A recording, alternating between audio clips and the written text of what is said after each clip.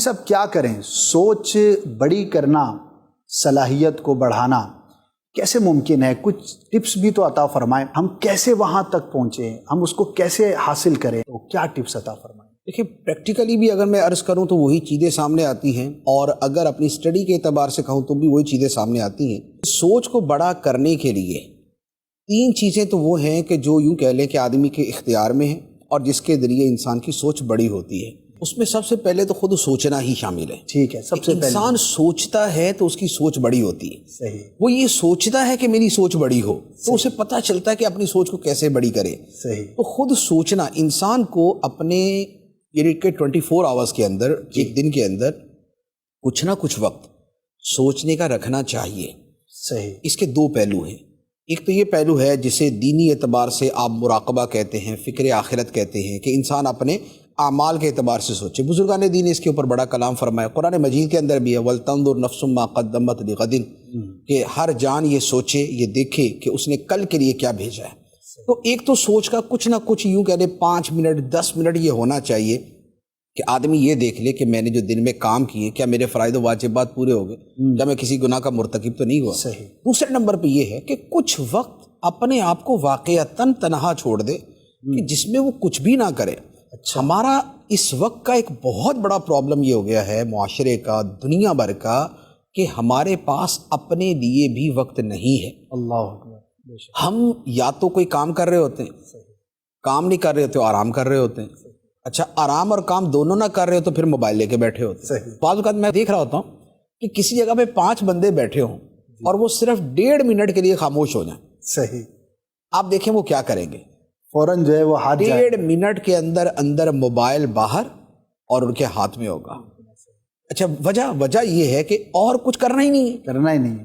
تو جس کے ہاتھ میں ہر وقت موبائل ہے وہ کیا سوچے گا؟ اس کا دماغ تو ڈسٹریکٹ ہو گیا نا اس طرف، اور وہ ڈائیورٹ ہو گیا اس کی طرف، اور وہ اسی پہ لگا رہے گا۔ تو ایک تو سوچنے کا ہے، انسان اگر 10 سے 12 منٹ بھی جسٹ اس کام کے لیے رکھ لے نا، کہ وہ تھوڑی سی چہل قدمی کرے، کچھ بیٹھ کے سوچے اپنی زندگی کے بارے میں، ماضی کے بارے میں، مستقبل کے بارے میں، تو آپ یقین کریں کہ ایک ایسا جسے کہتے ہیں کہ جہان دریافت ہوتا ہے۔ انرجی آئے گی بندے کے اندر، ریفریش ہوگا، سامنے ایسی دلچسپ چیزیں آتی ہیں کہ اسے حیرت ہوتی کہ ہیں یار واقعی یہ ہو سکتا ہے، یہ ہوا ہے، یہ میں کر سکتا ہوں، یہ میں کروں گا، ایسا ہوگا۔ تو تھوڑا سا سوچنے کی عادت ڈالنی چاہیے، اور اس میں جب یہ ایلیمنٹ ڈال دے گا نا کہ بھائی مجھے بڑا سوچنا ہے، جی، بڑا سوچنا، شروع میں کچھ نہیں آتا نا، کوئی بات نہیں ہے، بڑا سوچنا، صحیح، بڑا سوچنا، بڑا سوچنا۔ انسانی دماغ کو اللہ تعالیٰ نے ایسا بنایا ہے کہ جس کی یوں کہہ لے کہ اس سے زیادہ کمپلیکیٹڈ مشین دنیا میں کوئی نہیں، دنیا میں کوئی نہیں۔ بے شک، اربوں کھربوں نیورونز اور پتہ نہیں کیا کیا اس کے اندر بھرا ہوا ہے۔ تو لہذا ایک چیز تو یہ ہے۔ صحیح، دوسری چیز یہ ہے کہ انسان بڑے لوگوں کی حالات زندگی پڑھے۔ دینی اعتبار سے پڑھے گا تو دینی اعتبار سے سوچ بنتی جائے گی، دنیاوی اعتبار سے پڑھے گا تو دنیاوی اعتبار سے سوچ بنے گی۔ دنیا کی جو لیڈرز ہیں ان کو پڑھنا چاہیے، جو سکسیسفل لوگ ہیں ان کو پڑھنا چاہیے، جو گراؤنڈ ٹو ارتھ تھے لیکن وہاں سے کسی بہت بڑے مقام پہ پہنچے ان کو پڑھنا چاہیے۔ اگر انسان پڑھے تو اس کے اندر ایک جذبہ پیدا ہوتا ہے، کیونکہ اس کو یہ لگتا ہے کہ یار یہ میرے جیسے انسان ہے، صحیح، اگر یہ کر سکتے ہیں تو میں بھی کر سکتا ہوں۔ میری اپنی عادت یہ ہے کہ میں بایوگرافیز اور اس طرح کی بہت پڑھتا ہوں نا، دینی بھی اور دوسری بھی، صحیح، لیکن جو دوسری پڑھتا ہوں اس کو بھی الٹیمیٹلی لے کر تو ادھر ہی آنا ہوتا ہے کہ میں دین کے لیے کیا کر سکتا ہوں، میں اس کے حوالے سے کیا کر سکتا ہوں۔ تو لہذا بایوگرافیز پڑھنا، حالات زندگی پڑھنا، بزرگان دین کی سیرت پڑھنا، یہ بہت زیادہ انسان کو موٹیویٹ کرتا ہے۔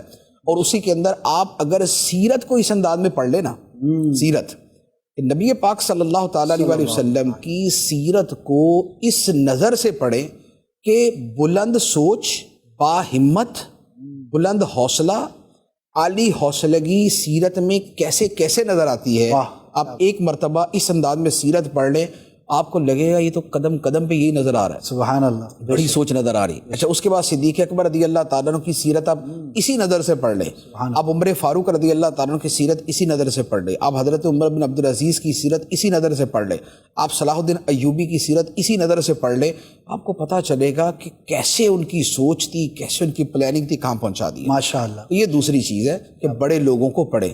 تیسری چیز یہ ہے کہ بڑے لوگوں کے پاس بیٹھیں، جی، کیونکہ بڑے لوگوں کی باتیں بھی بڑی ہوتی ہیں، جیسے ہوتا ہے نا چھوٹے لوگوں کی باتیں بھی چھوٹی ہوتی ہیں، تو بڑے لوگوں کی باتیں بھی بڑی ہوتی ہیں۔